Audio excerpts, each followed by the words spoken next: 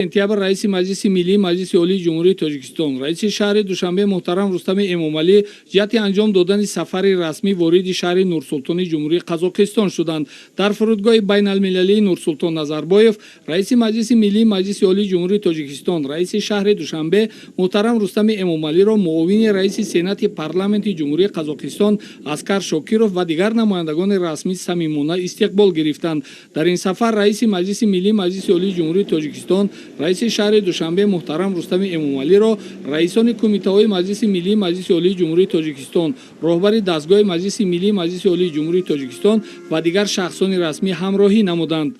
дар доираи сафари расмӣ ба ҷумҳурии қазоқистон раиси маҷлиси миллии маҷлиси олии ҷумҳурии тоҷикистон раиси шаҳри душанбе муҳтарам рустами эмомалӣ бо нишони эҳтиром ба таъриху тамаддун ва фарҳангу ва ваҳдату ягонагии мардуми кишвари дӯсти қазоқистон дар шаҳри Нурсултон дар назди маҷмӯаи муҳофизони ватан гулчанбар гузошта бо лаҳзаи хомӯшӣ хотираи шаҳидони роҳи озодии ҷумҳурии қазоқистонро пос доштанд. дар маросими гулчанбаргузорӣ раиси шаҳри душанбе муҳтарам рустами эмомалиро муовини раиси сенати парламенти ҷумҳурии қазоқистон Аскар Шокиров ва дигар шахсони расмӣ ҳамроҳӣ карданд. дар доираи барномаи сафари расмии раиси маҷлиси миллии маҷлиси олии ҷумҳурии тоҷикистон раиси шаҳри душанбе муҳтарам рустами эмомалӣ дар ҷумҳурии қазоқистон нимаи дуюми рӯзи 23 сентябр музокироти васеи ҳайатҳои маҷлиси миллии маҷлиси олии ҷумҳурии тоҷикистон ва сенати парламенти ҷумҳурии қазоқистон доир гардида зимни он масъалаҳои рушду тавсеяи робитаҳои байнипарламентӣ инчунин муносибатҳои дӯстӣ ва шарикии стратегии ду кишвар баррасӣ шуд. дар рафти мулоқот вазъи имрӯза ва дурнамои рушди робитаҳои байнипарламентӣ бо сенати парламенти қазоқистон ба таври муфассал муҳокима гардид.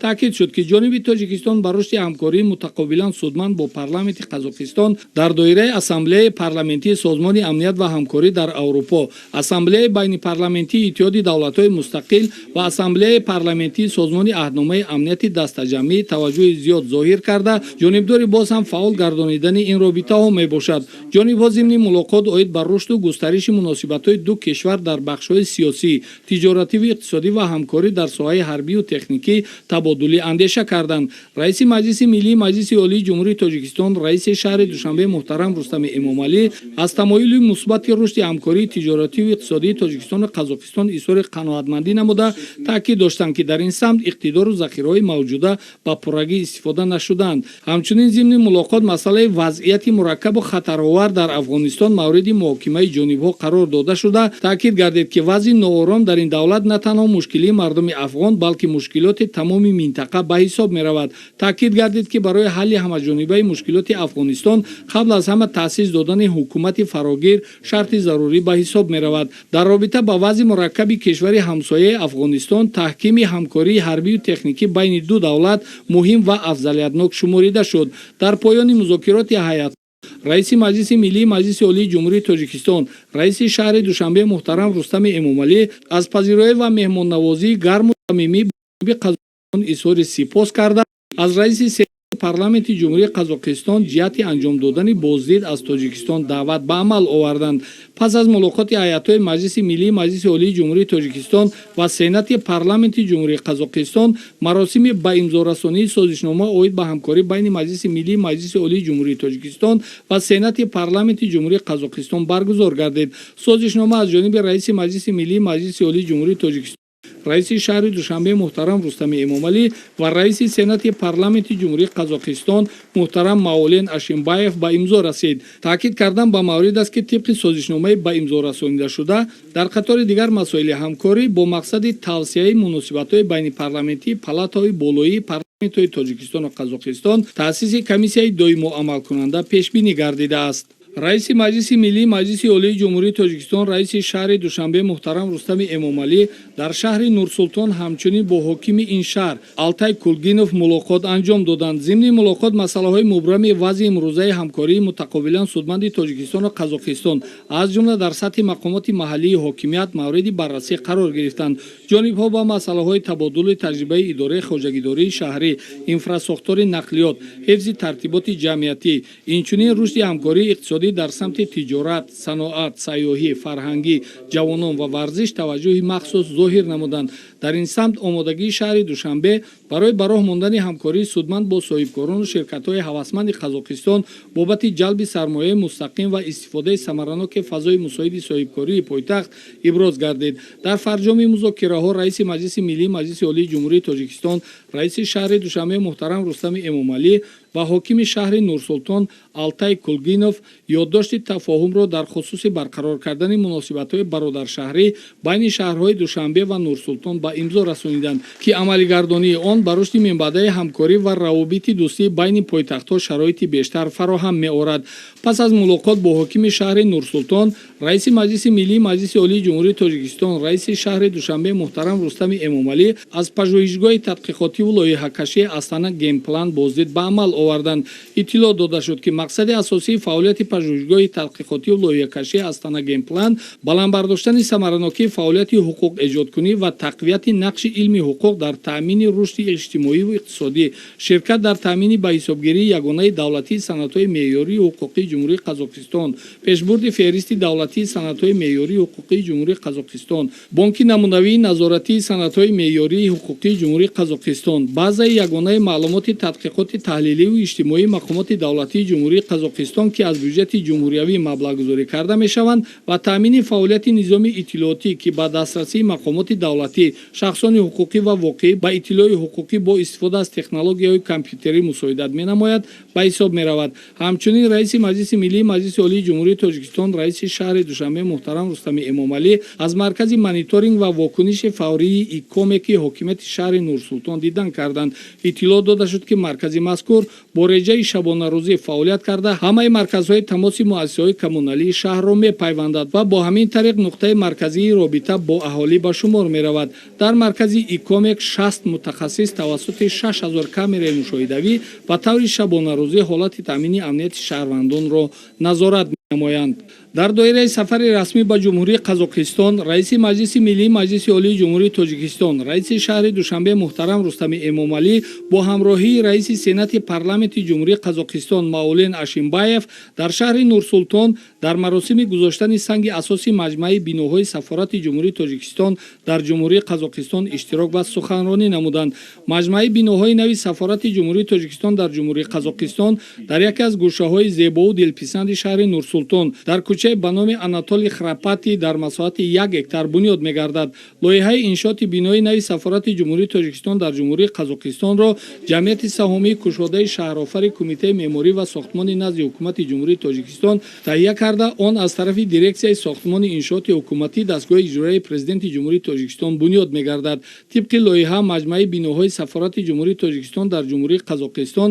аз бинои 50-шонаи корӣ дар масоҳати 3939,6 метри мураббаъ, бинои консулгарӣ, қароргоҳи сафир, хонаи истиқоматии 6 ошёна барои кормандон, толорҳои зиёфат ва маҷлис, гузаргоҳҳои назоратӣ, таваққуфгоҳ, майдончаи варзишӣ ва нуқтаҳои техникӣ иборат мебошад. маврид ба таъкид аст, ки муносибатҳои дипломатӣ байни Ҷумҳуриҳои Тоҷикистон ва Қазоқистон 7 январи соли 1993 барқарор шуданд. хусусияти хоси муносибатҳои муосири Тоҷикистону Қазоқистон сатҳи баланди эътимоди мутақобил, шарикии стратегӣ ва наздик будани мавқеи ҳамдигар дар аксар масъалаҳои мубрами байналмилалӣ ва минтақавӣ мебошад. сатҳи баланди муносибатҳои ду давлати дӯст дар заминаи мустаҳками ҳуқуқӣ собит ёфтааст, ки беш аз 100 созишномаи байнидавлатӣ, байниҳукуматӣ ва байни идоравиро дар бар мегирад. аз ҷумла моҳи январи соли 1993 ҳангоми сафари расмии президенти Ҷумҳурии Тоҷикистон муҳтарам Эмомалӣ Раҳмон ба Ҷумҳурии Қазоқистон, санади бунёдӣ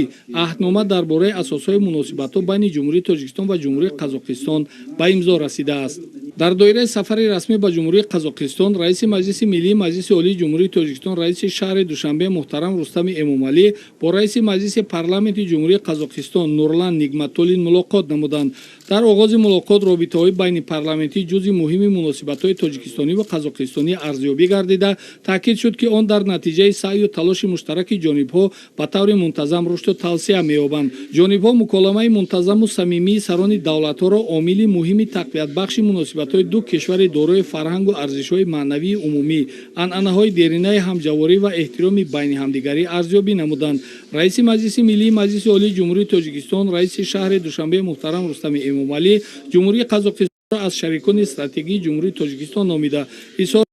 ҷониби тоҷикистон ба таҳкими ҳамаҷонибаи ҳамкории шарикӣ бо қазоқистон дар соҳаҳои афзалиятнок ба хусус муносибатҳои ду кишвар дар соҳаҳои тиҷорату иқтисод ва иҷтимоиву башардӯстӣ таваҷҷӯҳи зиёд зоҳир менамояд. Ҳамчунин раиси Маҷлиси Миллии Маҷлиси Олии Ҷумҳурии Тоҷикистон раиси шаҳри Душанбе муҳтарам Рустами Эмомалӣ аз вазъи мураккаби сиёсиву амниятии Афғонистон изҳори нигаронӣ карда таъкид доштанд, ки ин ҳолати дар давлати ҳамсоя ба вуҷуд омада ба кишварҳои Осиёи марказӣ низ хатари воқеӣ дорад ва сафарбарии талошҳои муштаракро баҳри барқарор намудани сулҳи устувор дар сарзамини Афғонистон тақозо менамояд. Бо таваҷҷӯҳ ба вазъияти кунунии ҷаҳон ва рӯйдодҳои минтақавӣ зарурати таҳкими ҳамкорӣ дар бахши мудофиа ва амният таъкид гардида, ҳалли қазияи Афғонистон аз омилҳои асосии таъмини амнияти минтақавӣ ҳисобида шуд. дар идомаи сафари расмӣ ба ҷумҳурии қазоқистон раиси Маҷлиси Миллии Маҷлиси Олии Ҷумҳурии Тоҷикистон раиси шаҳри Душанбе муҳтарам Рустами Эмомалӣ бо раиси Сенати парламенти Ҷумҳурии Қазоқистон Маулен Ашимбаев,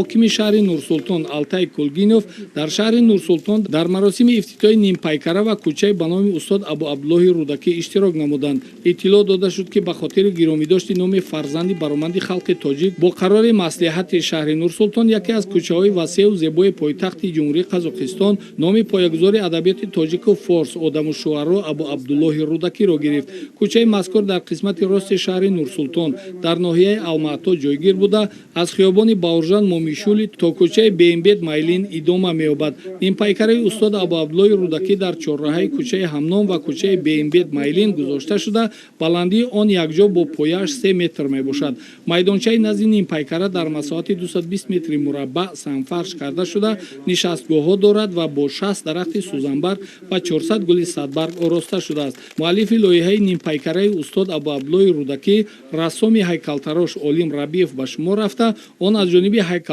Хушвақт Саъдиев омода шудааст. дар ҳошияи сафари расмӣ ба ҷумҳурии Қазоқистон раиси Маҷлиси Миллии Маҷлиси Олии Ҷумҳурии Тоҷикистон раиси шаҳри Душанбе муҳтарам Рустами Эмомалиро президенти ҷумҳурии Қазоқистон муҳтарам Қосимжомарт Токаев ба ҳузур пазируфтанд. зимни мулоқот бо президенти ҷумҳурии Қазоқистон маҷмӯи масъалаҳои муносибатҳои дуҷонибаи Тоҷикистону Қазоқистон, аз ҷумла ҳолат ва дурнамои робитаҳои байнипарламентӣ мавриди баррасӣ қарор дода шуд. раиси Маҷлиси Миллии Маҷлиси Олии Ҷумҳурии Тоҷикистон муҳтарам Рустами Эмомалӣ ҷиҳати ҷудо намудани қитъаи замин барои сохтмони маҷмӯаи биноҳои сафорати ҷумҳурии Тоҷикистон дар шаҳри Нурсултон ба яке аз кӯчаҳои пойтахти ҷумҳурии Қазоқистон гузоштани номи устод Абу Абдуллоҳи Рудакӣ ва бунёди нимпайкараи шоири номдори тоҷик ба президенти ҷумҳурии Қазоқистон изҳори сипос намуданд. ҳамчунин зимни баррасии масъалаҳои мавриди таваҷҷӯҳи ҷонибҳо ба муносибатҳои тиҷоративу иқтисодӣ, фарҳангиву гуманитарии ду кишвар таваҷҷӯҳи махсус зоҳир карда шуд. бо назардошти вазъияти мураккаби Афғонистон, таҳдиду хатарҳои нав дар минтақа ва зарурати таҳкими сарҳади байни Тоҷикистону Афғонистон таъкид гардид,